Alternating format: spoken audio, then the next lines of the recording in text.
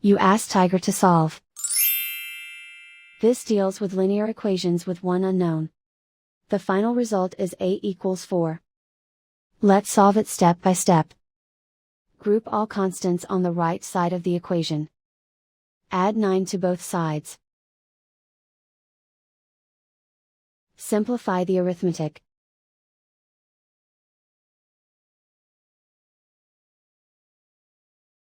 Isolate the a. Divide both sides by 2. Simplify the fraction. Find the greatest common factor of the numerator and denominator. Factor out and cancel the greatest common factor. And so the final result is a equals 4.